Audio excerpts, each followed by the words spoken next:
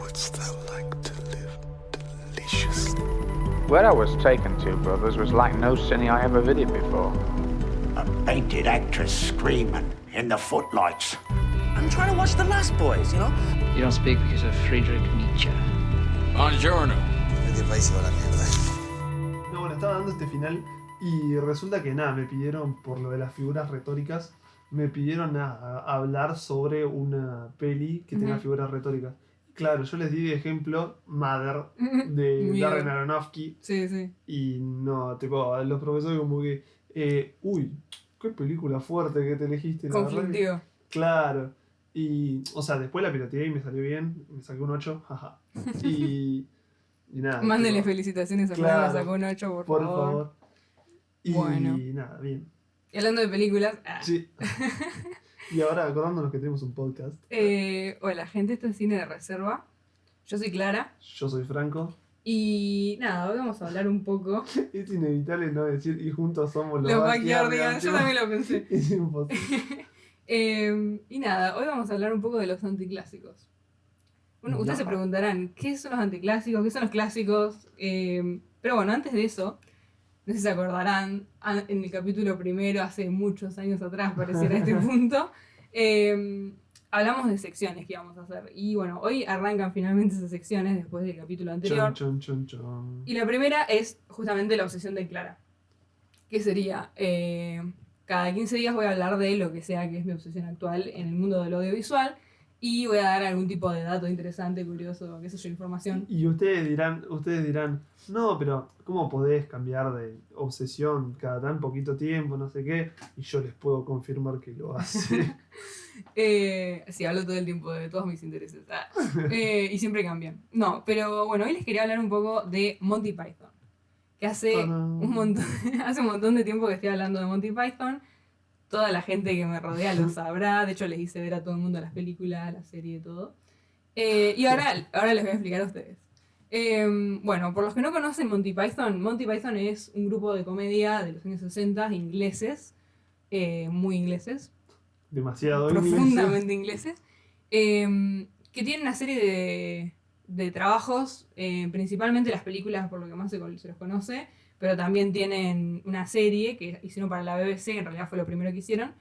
Y nada, que son generalmente, si los conoces, digamos, son muy conocidos por hacer un tipo de comedia de sátira, digamos, muy irónicos, de romper un poco... Absurdo, totalmente. Totalmente absurdo, de romper un poco con el estatus y con el canon, digamos, sobre todo en la época. Hoy en día uno diría, este ya se rehizo, pero ellos fueron los primeros. Pero vos sabés que para mí incluso ni siquiera, tipo, hoy en día es como que siguen siendo originales los tipos. Yo estoy de acuerdo, sí. De hecho, si lo mostrás a gente actual que por ahí no los conoce y se ríen, o sea, Sí, no, tipo, es gracioso igual. Me acuerdo de alguna cosa y me río solo. No, literal. Pero bueno, para los que no conocen, lo primero que hicieron fue Monty Python's Flying Circus, que es una serie para la BBC, que arrancó, si no me acuerdo mal, en el 69. Tiene 4 temporadas, está en Netflix, para los que les interesa. Y nada, justamente ahí arranca un poco esto de este tipo de humor bien no sé si diría político, pero es bien de criticar a todo el mundo, criticar la sociedad. Sí, la sátira, esto de la crítica social que después se ven en un montón de comedias más intelectuales, capaz. Y después está El Santo Grial, que es la primera película que hacen, La vida de Brian y El sentido de la vida, que son como sus 3 películas principales. Las 2 primeras están en Netflix, la tercera no, así que nada, la van a encontrar en su página favorita donde la quieran encontrar. Pero bueno, las otras sí están en Netflix. Y nada, se las recomiendo porque la verdad que son tipo realmente arquitectos culturales en cuanto a comedia. Tipo, y son muy fáciles de ver también, son recontra fáciles de ver. Si te gustan otros tipos de comedia británica, como puede ser Mr. Bean, que por ahí es más conocido, es totalmente esto. Y además, incluso yo creo que inspira básicamente toda la comedia que vemos hoy del palo de la ironía, nace de acá. Y de lo absurdo y todo ese tipo de cuestiones. Pero bueno, una de las cosas más interesantes de Monty Python, yo creo, además de lo obvio, digamos, que es todo esto de que influenciaron básicamente cómo vemos la comedia hoy, voy a arrancar por Terry Gilliam. A ver. Mucha gente conocerá a Terry Gilliam por otras cosas que no son Monty Python, como por ejemplo Brasil. Pero bueno, Terry Gilliam hacía la parte de animación para Monty Python. Y hacía animación con recorte fotográfico. Pobre chabón, se rompía el lomo. Con recorte fotográfico, todo, digamos, ahí en el momento, el chabón pasaba tipo todos los días de la semana, no lo veían nunca básicamente cuando hacían la serie, porque el chabón hacía todo por su cuenta, o sea, cuando vean la serie y vean las partes de animación, que son muchas, nada, digamos, el chabón es literalmente un maestro de la animación, hay videos de él haciendo la animación y es tipo impresionante. Después por otro lado también... es muy cómico porque yo digo esto de no, porque ellos influencian la comedia ahora, no sé qué. Y alguien dice, sí, son tipos un par de viejos ingleses de los 60, ¿quién los conoce? Sí, O sea, sí, nadie. sí. Bueno, mi dato curioso de hoy es, yo me imagino que todos conocen la palabra spam, ¿no? El spam del mail. Sí. Bueno, viene de Monty Python. De un sketch de la tercera temporada, si no me acuerdo mal, de la serie, que nada, se llama Spam, justamente. Y literalmente viene de ahí. Yo creo que a muchos ingenieros de sistemas les gusta Monty Python, eso es la conclusión que saco. Porque si alguno es ingeniero de sistemas o sabe de eso, el lenguaje de código Python también viene de Monty Python. Y estaban re obsesionados, ¿viste? Literal. Y después también, por otro lado, uno de los principales miembros de Monty Python es John Cleese. Ahora, yo te voy a decir en todos los lugares que John Viejo Cleese facho está. hermoso. Sí, lo queremos igual. Te voy a decir en todos los lugares en los que John Cleese está y me vas a decir si lo sabías, ¿no? A ver. Principalmente John Cleese es Nick casi decapitado. Ese dato, tipo, me acuerdo que lo escuché, no me acuerdo cuándo, y fue tipo, ¿what? John Cleese también está en George de la Selva. Ah, es verdad, que sí. El que hace... No, pará, ¿cuál hace? Es un gorila. Ah, hace la gorila. voz, sí. John Cleese es el rey Harold de Shrek. Ah, mira, no, esa me Te llamó choqué, por te sorpresa, choqué. ¿eh? John Cleese está en La araña de Charlotte. La telaraña, perdón. Claro, sí. Nunca la vi, no voy a mentir, nunca la vi. La Y de- si hubiera visto, la lo hubiera de- visto en español. la del Pero está. puerquito. Claro. Está en Los Ángeles de Charlie. Andá a saber dónde, pero está. Curioso. Y en Winnie Pooh. La de 2011. Al final es un tiernito. Un amor, lo queremos. Un amor. Y después Eric Idle, que es otro de los miembros, también bastante conocido, está en Casper. Y arresta, porque después lo vi y es él, tipo, está en Casper. Mirá, no suena. Así O que sea, nada. hace mucho que no veo Casper, pero repiera. Monty Python literalmente está en toda nuestra infancia, básicamente. O sea, de alguna u otra manera, Sí. ahí están. Así que nada, recomendadísimo. Está casi todo en Netflix, es bastante accesible. Yo literalmente, o sea, hoy le mostré un sketch a Franco, o sea, Sí, que sí, se imaginan, sí. digamos, mi obsesión. Pero nada, es súper interesante y realmente, o sea, históricamente son como los padres de un montón de cosas. Es re interesante porque, por ejemplo, la mitad del grupo viene de Oxford y la mitad viene de Cambridge. Claro, no son unos cualquiera, o sea. No. Olvídate que le tengan que poner agua al shampoo a los Monty Python. Cierto level hay. Pero nada, es súper interesante y justamente si quieren algo como un poco más antiguo, pero que viene de formar un montón de cosas que vemos hoy, yo creo que se van a reír, no hay manera de que Sí, no no, te rías. son O sea, hermosos, la verdad. si te da risa Superbad, te va a dar risa Monty Python, por ejemplo, yo creo. Porque es como que es el sumum de la comedia, Monty Python, por lo menos en mi opinión. Pero bueno, pasando de eso y pasando de mi obsesión tristemente, me gustaría hablar literalmente en todo el programa de esto. Sí, no, si la dejamos aclarar ahora, si quieres yo me voy y puede estar 3 horas hablando tipo, no, porque Monty Python. Totalmente capaz. Bueno, si a alguien le interesaría un capítulo de Monty Python, nos escribe. Pero bueno, vamos a hablar de lo que venimos a hablar, que es los anticlásicos. Sí, Ahora, para arrancar eso, tendríamos que hablar de qué son los clásicos, claro. ¿no? Para vos, Franco, ¿qué es un clásico? Para mí es una película que trasciende épocas y que influye en el cine de hoy en día. Sí, O algo por el estilo. yo estoy de acuerdo totalmente. By Básicamente Franco. sería algo que está dentro del canon, una película dentro del Claro, canon, ¿no? Que es exactamente. como aclamada por todos y además, digamos, de alguna manera sirvió para la historia del cine, tuvo algún tipo de repercusión, etc. Totalmente. Como por ejemplo, no sé, El Padrino, ¿no? Todo el mundo estaría de acuerdo con que El Padrino es un clásico, básicamente. Después, por ejemplo, también yo pensaba, ¿no? Porque está la cuestión de tiempo, ¿no? Sí. Como que un clásico no puede ser tipo hace poco. Pero después tenés algo como Parasite, Claro, sí, yo iba a decir La La Land, pero sé que mucho no coincide, pero creo que es un complicado. clásico igualmente, tipo como que Sí, o sea, yo creo que se armó perfilan. como una, claro, se armó como una reputación y una gente y tantas personas que lo Sí, siguen. sí, que- sí. Sí, se perfilan a ser un clásico, sin Claro. duda. Yo creo que no hay duda de que Parasite dentro de 20 años todos vamos a decir, claro, sí, Sí, clásico. sí, sí. Pero bueno, por ejemplo, tenés Pulp Fiction, ¿no? Que cuando salió era como Claro. que rompía un poco con el esquema, pero hoy en día definitivamente es un clásico, digamos. No, tal cual. Es que, bueno, algo que tienen muchos de los clásicos para mí es que rompen justamente el esquema y muchas veces empiezan siendo no queridos Justamente. y después, bueno, ganan su reputación, tipo Pulp Fiction, justamente. Totalmente. Entonces, partiendo de esto, digamos que para acá vamos a hablar de los clásicos, sería muy aburrido, vamos a hablar de los anticlásicos, que eso es como una cuestión by cine de reserva, o sea, Sí, sí, nosotros sí. como que nos mandamos con esta cuestión, que nosotros consideramos que son películas que deberían ser consideradas clásicos por la repercusión que tuvieron, por la importancia que tienen para el cine, por lo buenas que son, pero que no tienen justamente no son mainstream de alguna manera, Claro. a eso vamos. Por eso son clásicos dentro de sus ambientes. Por ejemplo, el primero que vamos a hablar yo creo que es un clásico dentro de su ambiente. Pero no son clásicos, o por lo menos no son considerados por el público en general. Digamos, Sí, tu mamá marcaron- no lo considera un clásico. eso Claro, vamos. marcaron en muchas cosas al cine, como decíamos recién, pero mucha gente quizás ni la escuchó nombrar, es cierto que no haya estado o muy metida en, tipo, en ver cine del estilo al que pertenece de la película que hablemos, etcétera. Entonces como que capaz se las deja un poco de lado y realmente no solo marcaron el cine, sino que tiene mucho o sea, tiene una importancia bastante grande en cuanto a cultura en general. Sí, totalmente. Así que nada, pasemos a la primera película, que justamente venía hablando de esto, que es El acorazado Potemkin de Sergei Eisenstein, del año 1925. Arrancamos viejitos. Ustedes se preguntarán, una película en blanco y negro, soviética, del año 20, ¿cuánto? 25. 25.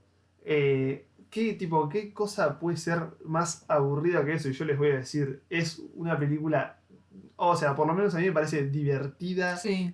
Tiene, o sea, si vos la analizás un poco, tiene planazos, tiene un montón de connotación. No, es increíble. Acabo de dar un final sobre connotación y denotación, así que lo voy a usar mucho tiempo. Un millón de elementos para sacar, tipo frame por frame y todo. Increíble lo que es El abrazado Potemkin. A mí me encanta. En esta película nos encontramos acá discutiendo con Franco que él cree que es un anticlásico, yo creo que es un clásico. Pero bueno, es lo que hablábamos. O sea, definitivamente El acorazado Potemkin, cualquiera que estudie cine, por ejemplo, lo considera un clásico, Claro. yo creo. O cualquiera que conozca el cine soviético, o cualquiera que conozca de la historia del cine, etcétera, ¿no? Un historiador lo consideraría. Y sí es un clásico, pero de vuelta, por ahí no es del común, digamos. No es como que Claro. una persona X, digamos, te va a decir, sí, El acorazado Potemkin, un clásico. Sí, lo mismo que veníamos hablando. No sé si vos le preguntás a alguien que no esté tan metido en el cine, que te va a decir, no, sí, El acorazado Potemkin, esta película rusa, y menos todavía, creo yo, todo lo que se le atribuye a la película Por por eso. ser pionera. Bueno, justamente eso es lo que iba a decir, que la razón por la que nosotros también lo consideramos es que, bueno, históricamente es un quiebre, digamos, del acorazado Potemkin, sobre todo en relación a Einstein. Ahora empieza el momento de historia Sí, barata sí, con, sí. con Clara, que es Einstein, digamos, además de ser un gran director, era un gran montajista y un gran teórico del montaje. Y nada, él justamente de alguna manera forma cómo vemos nosotros el montaje hoy. El montaje actual, digamos, está totalmente informado por Sergei Eisenstein. Y Eisenstein justamente se peleaba, para decirlo de una manera media coloquial, con Pudovkin, que si alguno conoce el efecto Kuleshov, por ejemplo, si alguno Claro. estudia cine, sabe que, bueno, Pudovkin era estudiante de Kuleshov y decía que el montaje tenía que ser más basado en una cuestión técnica visual, más frío, más natural de alguna manera. Y ese no le cabía una Un y dijo, embole. no, vamos a hacerlo divertido, narrativo, vamos a hablar de la dialéctica, que venga, que vaya, que haya conflicto. El chabón dijo, a mí no me van a hacer una película horrenda, Sí, tipo sí. súper aburrida, yo quiero acción.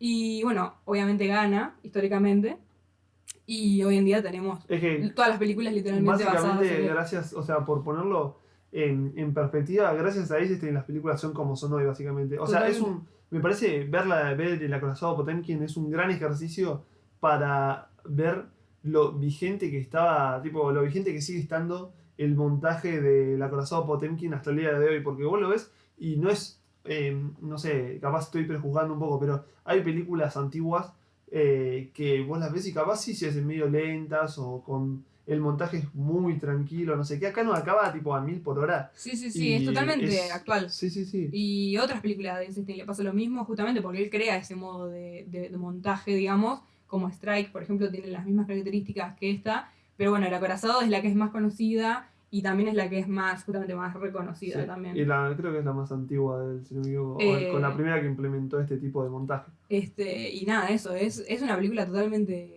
actual, totalmente, digamos, para sacarse un poco el prejuicio de que las películas viejas son aburridas, que las Claro. películas blanco y negro son aburridas y que el cine soviético es aburrido, porque del cine soviético, gente, yo creo, nace el cine actual, justamente. Entonces el cine soviético es lo más moderno que vas a encontrar, o sea, moderno en el sentido de nuevo.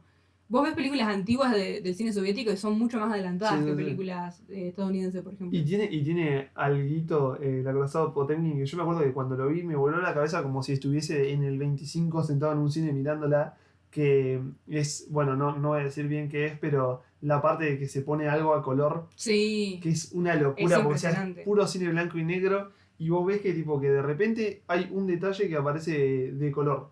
Y vos decís, ¿qué? sí, hay un juego narrativo y visual Sí, del no, acorazado que no. es precioso, digamos. Si no lo han visto... Y una tensión también maneja en algunos momentos Recomendadísimo. todo lo del carrito. Sí, increíble. no, es increíble. Hay muchas secciones del acorazado que son bastante conocidas. Sí. Yo creo que la del carrito es muy conocida. Pero nada, denle una oportunidad. Sobre todo a esta película particularmente y al cine Es recortita soviético y la en general. encuentran en YouTube, Sí, encima, o sea, está- súper accesible. Gracias a Mosfilm y todo ese tipo de lugares en YouTube, están en buena calidad en YouTube. Entonces, digamos, son re accesibles Sí, tal y es cual. historia del cine. Entonces, nada, eso, nuestro primer anticlásico un poco conflictuado, pero nuestro primer anticlásico al fin. La segunda que elegimos es The Third Man de Carol Reed del 1949. Es, a ver, es una película en la que básicamente un detective vuelve al lugar de su juventud y básicamente lo que hace es se da cuenta que mataron a su mejor amigo, Ujú. o a su mejor amigo de aquella época, mejor dicho, y como que no le termina de cerrar el modo en el que lo mataron. Para él está seguro de que hay un tercer hombre en la habitación donde mataron a su amigo, que bueno, nada, que básicamente no participó o sí participó Ujú. del asesinato. Bueno, cuestión que nada, esto va dando un montón de giros y demás. Y bueno, es una película de cine negro, de cine noir, del noire. Y no, bueno, yo, claro, no la vio, pero yo a mí me fascinó cuando la vi por el hecho de que, o sea, primero, cómo, o sea, la narrativa que tiene me parece como sumamente perfecta en cuanto a que, o sea, el guión es redondito. Sí, sí. Y no, también, bueno, tiene un millón de giros, un montón de... ya, bueno, con esto del Star System tan famoso en aquella época, Sí. bueno, tipo, te cae, o sea, de la nada, si no te spoileas el cast, Sí. que no hay que hacerlo, porque No a miren mí el me Letterboxd. pasó y acá también, y Sí. bueno, salió mal. Pero si no te spoileas el cast, hay una aparición en un momento que irrumpe ahí en la película, que no, es una locura, tipo, para ponerse de pie, encima es alguien que yo aprecio mucho. Y no, la verdad que tipo, para el cine negro, para todo lo que es narrativa y para las películas policiales en sí, tipo, o sea, vos ves hoy en día, hay un montón de películas, bueno, ¿cómo se llama esta? Zodíaco, la Sí, de David Fincher, sí. bebe bastante de Bueno. Herman, tipo, es muy, muy importante la Sí, película. es y como un capaz, ejemplo. claro, y es como una tapada, porque es tipo cine negro, no sé si es de las primeras que se nombran, y a mí por lo menos de todas las que vi, que no son tantas pero tampoco son pocas, la verdad que me pareció de lo mejorcito. Está súper recomendable. No me acuerdo ahora, yo creo que la vi, creo que la descargué, pero, o sea, la encuentran fácil por Sí. ahí, pero no, es un peliculón. Sí, Así no es de que- las primeras que se habla justamente del cine de detective, Claro. pero sin embargo es una de las que más influencia de alguna manera. Sí, tal cual. Es que sí, es muy importante. Bueno, para la sorpresa de absolutamente nadie vamos a volver a hablar de Monty Python, con Monty Python y el Santo Grial de los dos Terrys, Terry Sí. Jones y Terry Gilliam, del 1975. Estamos de acuerdo en que es la mejor. Estamos o sea, de acuerdo. a mí me falta ver la de Sí, la el de sentido de Meaning la of vida. Life, pero Sí. Sí, a mí es la que más me gusta. A mí me tienden a gustar las primeras películas igual de los directores, pero es una gran película y de vuelta es un ejemplo total. O sea, ya hablamos de que ellos eran muy vanguardistas, pero esto es totalmente la vanguardia de un montón de cosas. De cine, bueno, de cine de comedia totalmente. Es una de las primeras películas de comedia, yo creo, después de Los Maestros, tipo de Buster Keaton y eso, que se toma bien en serio. Es una película súper seria, digamos, en cuanto a... No seria la película, sino que se toma en serio la película a sí misma, ¿entendés? Y también pensarlo desde el sentido de que, o sea, son como de los primeros grupos estos de comedia, de comediantes que creo que hubo, porque realmente no sé si hubo tantos más antes que ellos y de ahí se pusieron de moda, hay 1.000.000. Sí, y digamos que la calidad tanto de la narrativa, de la comedia, del guión, etcétera, de las actuaciones y de toda la parte visual es altísima. Encima son ellos 5, tipo, me encanta. Son ellos nada más, tipo, actuando entre ellos haciendo diferentes papeles. Y nada, es riquísima la película en un montón de sentidos. Y yo creo que de vuelta es como que es una influencia muy fuerte en la comedia ellos en general, pero esta película particularmente, un montón de gente habla de esta película, digamos, cuando habla de sus influencias. Y... Las risas más faltaron encima de Sí, no, totalmente. Bueno, además es una película graciosísima, que la verdad que no se puede no reír. O sea, a mí me parece que yo si encontré a una persona que no se ríe viendo esta película, no sé, tipo, es como que sos un alien. Ay, pero de vuelta es eso, es una película súper inspiradora, yo creo. Sí. Que justamente cuando se habla de comedia, como Monty Python es tan precursor, digamos, a veces como que no se habla del todo, ya medio que no se habla de Monty Python. Y yo creo que debería hablarse, justamente son de los de vuelta, yo lo pondría al nivel de algo como Buster Keaton, o sea, es una revolución de la comedia. Y además este dominio hollywoodense, si se quiere, que, o sea, ellos al ser ingleses, sí, capaz en Inglaterra son icónicos porque no me imagino menos, la verdad, no deberían ser menos.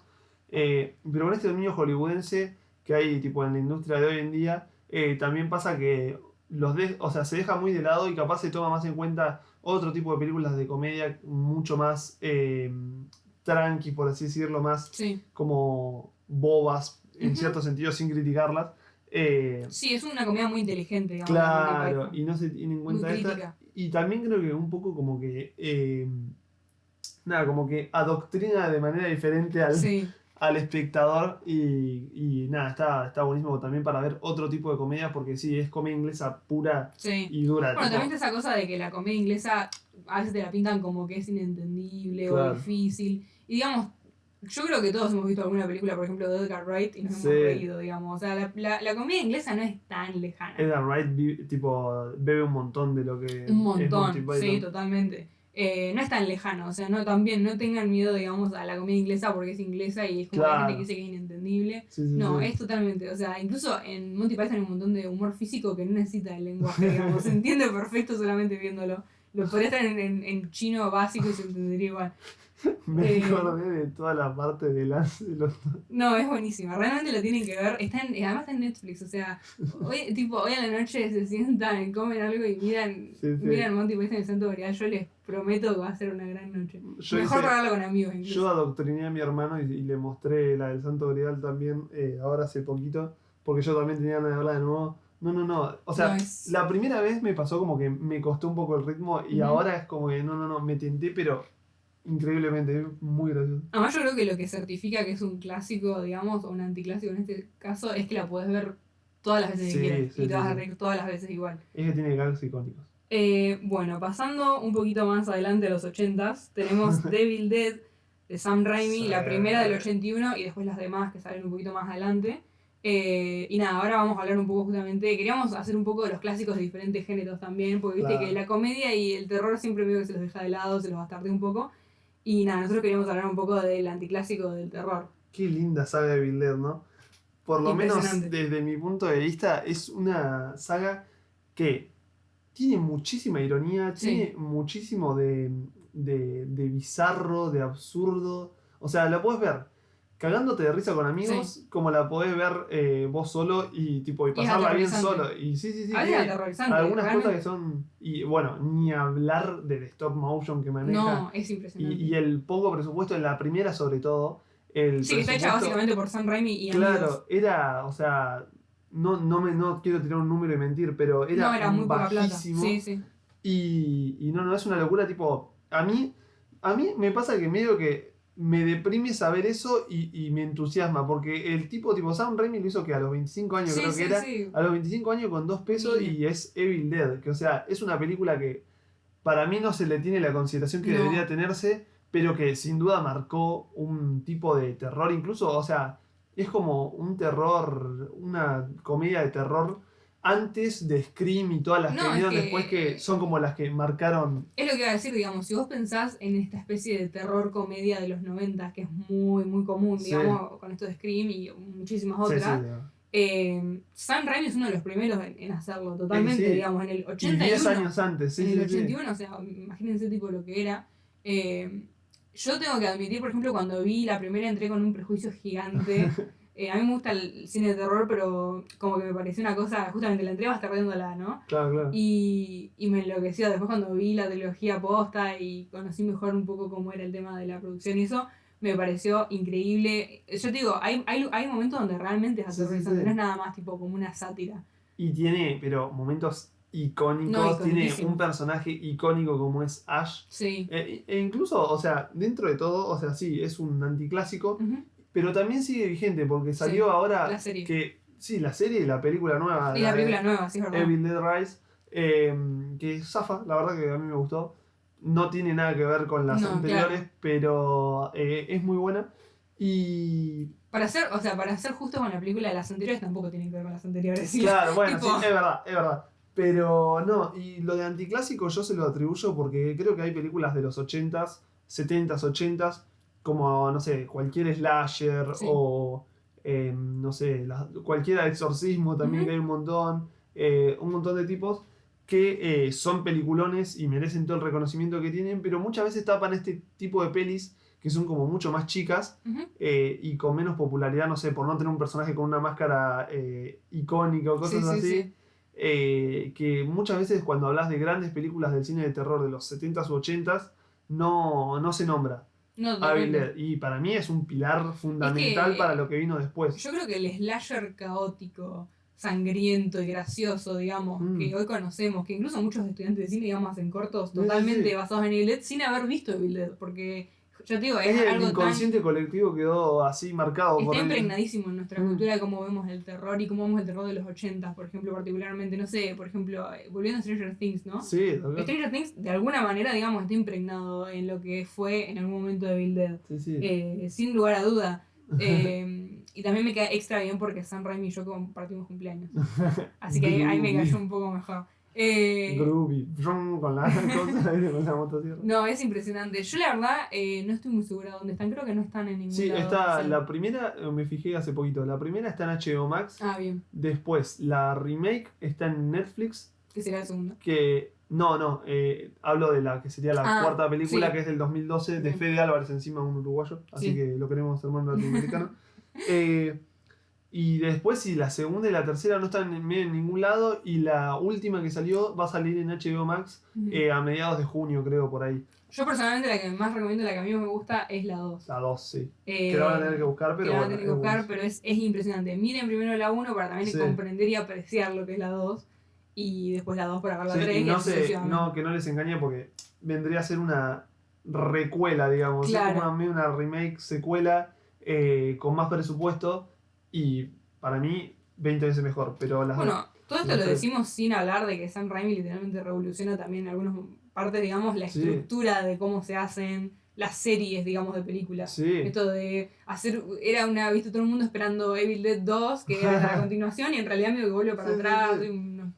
Es que Sam Raimi es un revolucionador en serio, las Sí. películas de superhéroes con Spider-Man, Bueno, el tipo totalmente, hizo ni lo hablar. que quiso. Yo creo que mucha gente lo conoce también por Spider-Man, Sí, y obvio. se olvidan de toda esta parte de él que es fantástica. Mejor, diría yo. Y incluso tienen otras gemitas. A mí, por ejemplo, me encanta Intruder, que Sí. no la dirige él, pero medio que sí la dirige él, porque la dirige un amigo de él, pero él está ahí súper No la involucrado. dirige él, pero el amiguito es un títere, Sí, diría sí, yo, sí, porque sí. es muy Sam Raimi. Y es un peliculón y es una gema, porque yo Sí, creo sí, que sí. no conozco a nadie que la conozca, o sea, ustedes la Sí, conocen sí, porque yo sí, se la porque mostré. vos no la mostraste. Y es literalmente es una gema total. O sea, Sam Raimi en cuanto a terror, sobre todo en los 80s Sí. y los 90s. Marcó una total. época. Bueno, yendo al final de los 80s tenemos Asa de Sergei Solovyov, que volvemos al cine soviético, ya el final del cine soviético. Todos los rusos se llaman Sergei. Sergei, sí, no, Es no. imposible, No te tipo, puedes escapar. ruso Sergei. Nada, esta es una película que vi yo que he recomendado muchas veces, Sí. pero acá se niegan a verla, no. Es una película larga, es como 3 horas, en ese sentido yo lo entiendo, digamos. Es una película de 3 horas de cine soviético, etcétera, etcétera. Asusta. Pretenciosa. Yo la vi en un momento que estaba muy sacada con el cine soviético, entonces es como que la pasé, digamos. Pero realmente, digamos, es una película súper interesante porque yo creo, de vuelta, vamos a Historia Barata con Clara, que es, digamos, tiene el mismo sentido históricamente, ¿no? La época de esta parte del cine soviético que es en la época de la perestroika, que es el final de la época de Rusia Claro. soviética, cuando ya se estaba por romper.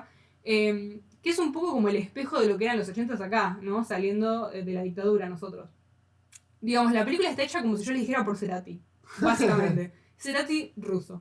Y es una película musical, con toda música obviamente rusa, que un poco se ríe justamente de lo que era esa época de la Unión Soviética, ¿no? Que era como todo el mundo una burocracia gigante, donde no pasaba nada, en realidad era todo una farsa, estaba rompiendo todo, la economía de las últimas, Muerte. recontra oprimidos por los americanos y que ellos como que un poco bebían de esa cultura pero al mismo tiempo la rechazaban, querían tener su propia identidad, etc. Es súper interesante, es un momento histórico muy puntual que la película lo representa fantásticamente dentro como de una película de misterio / crimen dramático, es como que no tiene un género muy definido, pero es una película fantástica, llena de colores, de luz Sí, y eso te iba a colores. decir, y justo iba a destacar que, porque yo vi un par de escenas nomás, así como sueltas, y la fotografía sí es muy colorida, muy linda, tipo, como que eso también la puede hacer bastante llevadera. Sí, es entonces. totalmente llevadera. Además, ya les digo, o sea, por ahí es una cultura que no tenemos muy clara, porque Claro. justamente estaba ahí oculta, digamos, dentro de la Unión Soviética. Y que ver la película es llamativo porque es como que la música, todo es muy llamativo. Y bueno, también es algo que, o sea, es como esto de no tener miedo a abrirse a otras culturas, porque Sí. por lo general, tipo, mínimo te diría que hay una película por país que es una joyita. Sí, Siempre vas a encontrar algo. Así que nada, como tampoco tenerle prejuicio por ser una película soviética capaz, total. porque realmente marcaron mucho el cine, bueno, Sí. lo dijimos con el acorazado Potemkin y ahora con esta, con Asa, que realmente, o sea, hay que abrirse a este tipo de cine porque siempre va a ser clave en algún punto de la Sí, historia. sí. Incluso es interesante porque es totalmente innovador, porque justamente esta gente estaba haciendo cine privados, digamos, de la cultura mundial del cine. Claro, están porque encerrados, tipo. estaban mirando cine soviético, ellos estaban Sí, nutridos de sí. cine soviético. Y entonces hacen como una especie de intento, digamos, de acercarse a todo lo que estaba afuera. Obviamente entraba música de manera, digamos, por lo bajo, o sea, escuchaban Sí, no. cosas, veían cosas, pero era muy medio como una mezcla. Entonces es interesante porque es bien, es muy de identidad la película. Y yo les digo, tipo, además de que es una película súper interesante históricamente y técnicamente, también es buenísima la película. Tiene música rusa de un chabón que básicamente es Cerati, porque literalmente es uno de Es los... re bizarro encima. Es uno de los músicos más conocidos de la época de la perestroika, que en la película se llama Bananan.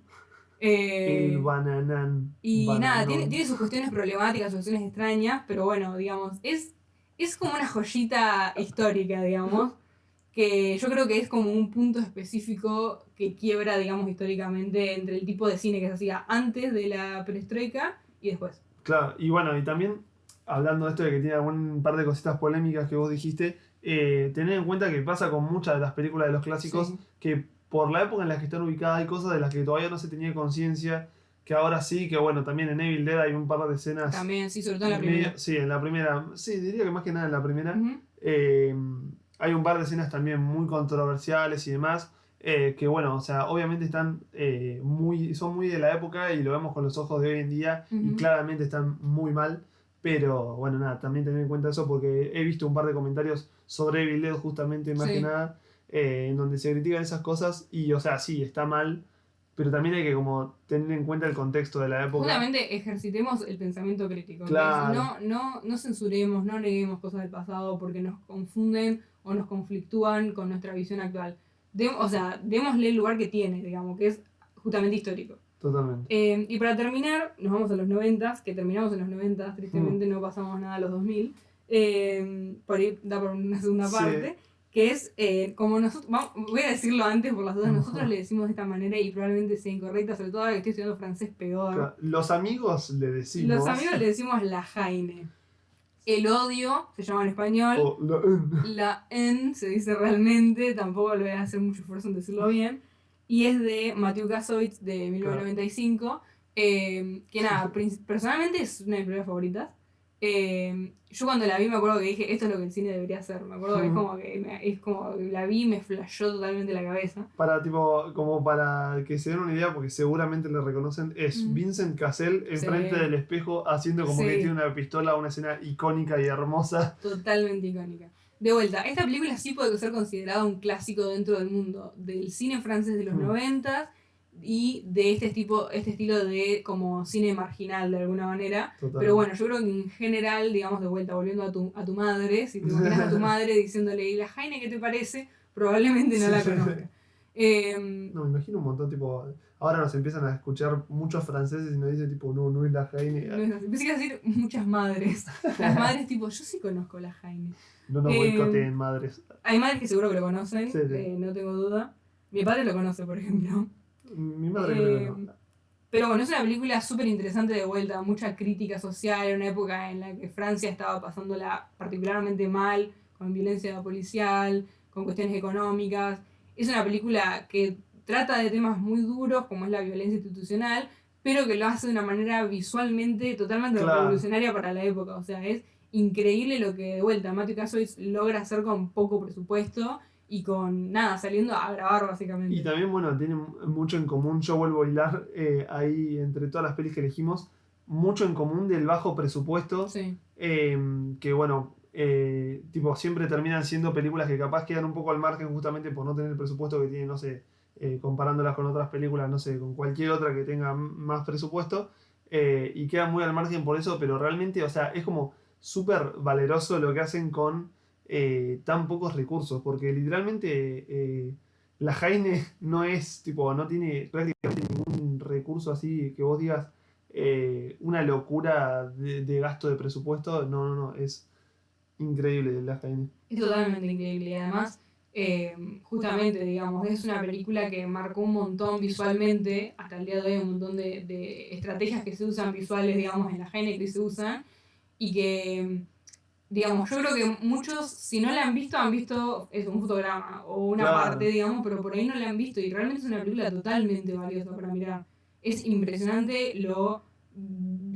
justamente, es como que cierra perfecto la película, habla de temas súper importantes, las actuaciones son increíbles, de hecho, las actuaciones, menos Vincent Cassel, son hechas por actores que son Sí, tipo sí, sí. chicos que realmente Y viven la esas rompen. situaciones, que la rompen totalmente. A mí me hace acordar con un montón de lejanías, pero podría ser la ciudad de Dios de Sí. Francia. Totalmente. O sea, con toda... Eh, Valen las distancias, ¿no? Pero me parece como que tiene medio el mismo estilo. O sea, si te gustó Ciudad de Dios, te puede Sí. gustar mucho también la Jaime. que de hecho hoy lo pensé y al final no lo agregué, pero digamos, Ciudad de Dios también, digamos, un anticlásico total Sí. del mundo latinoamericano, que en ese sentido, digamos, Ciudad de Dios, yo creo que dentro del canon latinoamericano, Ciudad de Dios sí es un clásico. Sí, sí. Me parece que está como por lo menos en el top 10, digamos, de películas más reconocidas Qué de buena Latinoamérica. película. Es una de las mejores películas que vi en mi vida por lejos. Sí, sí, sí.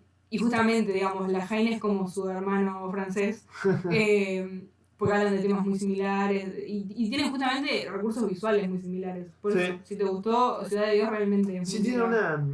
incluso en el uso de la cámara, tienen como una innovación visual bastante importante en cuanto a los planos, Sí. no solo las composiciones de los planos, sino los movimientos, Totalmente. etcétera. En ese caso se parecen bastante las dos. Así que nada, en ese sentido, digamos, hemos terminado la lista. Ahora nos quedaría un poco hablar de justamente qué se puede considerar un clásico, qué no. Claro. Eh, Yo creo que, como veníamos diciendo, un clásico, básicamente, o sea, ¿por qué es un clásico una película? Es justamente esto del canon. ujú. Siento yo que, o sea, Hollywood medio que se apropió, ¿no? Eso es lo que iba a decir, Del tema de los clásicos, porque vos decís, o sea, realmente podés contar con con los dedos de las manos qué otros clásicos hay fuera de Hollywood o de películas de habla inglesa. Ahora se Sí. está abriendo un poquito más, por ejemplo, no sé, está entrando Oldboy, ponele películas así coreanas o asiáticas en general, o películas de estudio Ghibli, ponele que puedas considerarlas clásicos, pero después como que la mayoría de las películas entran, o sea, que sean no de habla no inglesa, entran como en esta categoría de anticlásicos, ¿no? Porque mucha gente capaz sí te reconoce, no sé, por poner un ejemplo, La novicia rebelde, o sí te Sí. reconoce Star Wars, Ujú. o sea, a mí me encantan, son de mis películas favoritas, lejos crecí con ellas, pero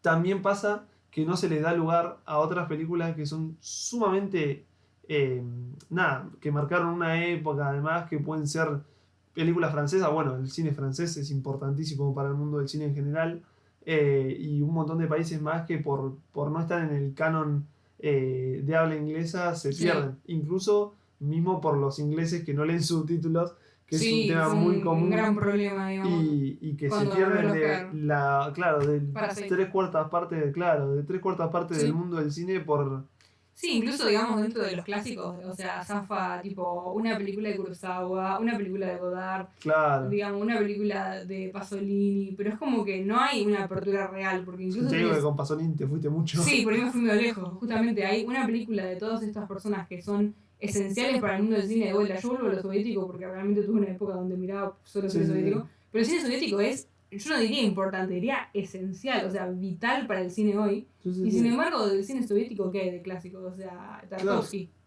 con suerte. Y bueno, incluso en el cine latinoamericano, no, también un montón También. de un montón de películas que muestran una problemática justamente latina que muchas veces no se ve o no es visible y como capaz, como nos rige este mundo, parezco re zurdito, ¿no? Pero nos rige este mundo así como medio imperialista de, Sí, sí, sí. de Estados Unidos Bien centrado. y digamos, demás, en un lugar. claro, no se le da lugar porque encima tampoco les conviene en este caso.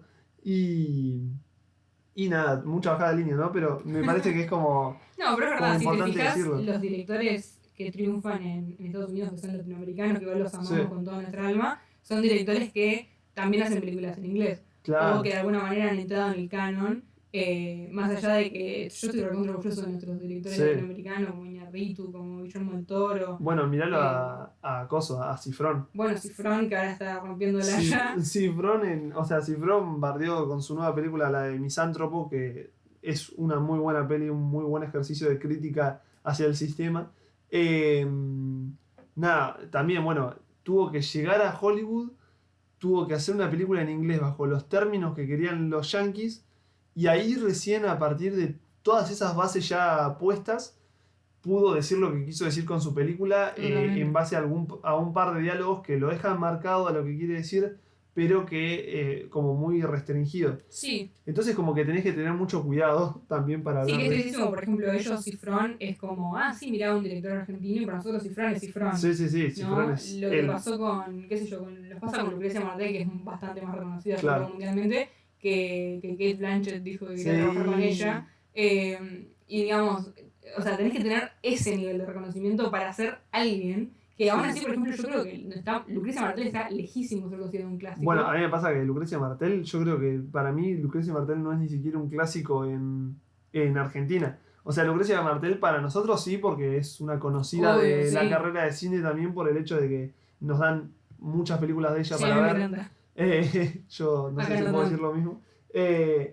Pero no, incluso, o sea, acá el cine argentino como que está tan bien menospreciado que, bueno, te van por Suar y esas cosas como conocido o como clásico y realmente hay mucho más atrás de ellos. Pero básicamente creo que es como bastante crítico. Literalmente. Nos Bueno, quedó re bardero. después de haber dicho todo eso, ojalá nos sigan escuchando. Hola, Sí, sí. ahí en casa. Vamos a pasar a la recomendación. Me parece perfecto. Después de hablar tanto de Latinoamérica y Argentina, voy a recomendar una película francesa. Pero bueno, es una película francesa que yo creo que no es muy conocida y siento que justamente hablando de películas que para mí son fantásticas y que yo no las escucho hablar en ningún lado, voy a recomendar Léon Morin Priest, o no lo voy a decir en francés, pero sería Léon Morin Cura, de Jean-Pierre Melville, que es con Jean-Paul Belmondo, que sí es muy reconocido, yo creo que a todo el mundo le va a sonar el nombre. Es una película que habla un poco de la guerra en Francia y del lugar de los curas justamente en cuanto a la cuestión más ética y de hablar, digamos, es como toda la parte de cómo la gente interactúa con los curas y qué es lo que los curas hacían en Francia en esa época, hablando de la Segunda Guerra Mundial, ¿no? Y justamente la destrucción de Francia en base a eso, la relación del cura con una mujer, digamos, que le viene a hablar y justamente a preguntarle porque duda de su fe. Y nada, más allá de personalmente no ser una persona de fe, fui a una escuela católica, entonces es como que me parece súper interesante todo lo que es el estudio de la fe. Claro, Porque es una cuestión súper humana. Y siempre da para hablar. Siempre da para hablar, es una película súper interesante. Es una película en blanco y negro, bastante hablada, es una película dramática. Pero bueno, yo la vi la otra vez, la encontré justamente por Jean Paul Belmondo, porque me gusta mucho como actor. Y la verdad que nunca la había escuchado. O sea, Sí, es la primera vez que literalmente que la escucho. Y a mí me llamó mucho la atención. Y la verdad que es una película hermosa que habla un montón sobre la vida. Eso es cuando te pega ese mood que decís, quiero ver algo así como full dramático. Bueno, esta es la película para ver. Y nada, me parece que está bueno recomendar cosas que no siempre sean como full Estados Unidos, reconocidas. Vamos a ver qué vas a recomendar vos, ¿no? Pero... Y bueno, yo voy a ser muy hipócrita respecto a todo lo que dije antes y voy a recomendar una película de John Carpenter. Igual John Carpenter lo queremos. Sí, o sea, viejito lindo, te queremos. Besitos. Pero voy a recomendar Big Trouble in Little China, o Gran Problema en la Pequeña China, básicamente. Muy sería bien. Estamos complicadísimos. Sí, no. Hoy, ¿eh? Nos escucha alguien que sepa más o menos el idioma y cagamos. Bueno, cuestión, esta peli es sobre un camionero, o sea, me parece muy bizarra primero y también podría entrar perfectamente entre los anticlásicos. Es un camionero que, se queda en el barrio chino y junto con su amigo, no me acuerdo el nombre, que, bueno, Kurt Russell es el camionero, tienen que luchar contra una especie de secta medio mágica, diabólica, que quieren despertar un demonio. Y básicamente, que no se despierte y mientras tanto salvar a sus parejas, ambos. Mucho Carpenter. Claro, y tiene muchas cosas así, samurái, pero bizarra, muy graciosa. O sea, yo la vi y me morí de la risa, pero por las estupideces que hacen, o sea, no. La verdad que podría entrar perfectamente en un anticlásico. Está en Star Plus, si no me equivoco. Y nada, es recontra visible, digamos, para poder cagarse un rato de risa y pasar. O sea, no esperen algo de otro mundo, pero a mí por lo menos me causó mucha gracia y es muy divertida. Bueno, tienen para cualquier cosa que quieran ver, básicamente. Sí. Si están en mood de ver algo como muy flashero, ya saben, y si quieren ver algo como más de otra onda. León Morín no está en... O sea, ahí vi que está en Amazon Prime, pero está en Amazon Prime en Estados Unidos. Así que a menos que tengan un VPN, no, digamos, habrá que buscarla en el lugar favorito. Así que bueno, para terminar vamos a decir nuestras redes sociales. Bueno, en Cine de Reserva nos encuentran en Cine de Reserva _ en Instagram y en Letterboxd. Sí, que ahí vamos a dejar todas las pelis que vamos nombrando por capítulo, así que nada, si no se acuerdan del nombre o si lo pronunciamos muy mal, como probablemente pase, está ahí para ver. Y también las pelis que recomendamos van a estar en la lista. Después, bueno, yo estoy como Clark Isn't Home en Instagram y en Twitter y como Clark237 en Letterboxd. Y yo, bueno, estoy como filmsaf en Instagram y filmsaf en Letterboxd, así filmsaf tipo separado. A secas. Y claro, a secas. Así que básicamente nos pueden seguir por ahí. Igual tienen los links ahí por claro, de están vuelta, los links en la biografía. Muy mal, igual están los links. No se Están los preocupen. links en la biografía de Cine de Reserva de nuestro perfil de Instagram. Y nada, bueno, creo que con eso cerramos este bastante capítulo. bien el capítulo, con bastante crítica nos quedó, pero Sí, pero bien. Así que bueno, nos vemos en el capítulo siguiente. exactamente. Chao. Adiós.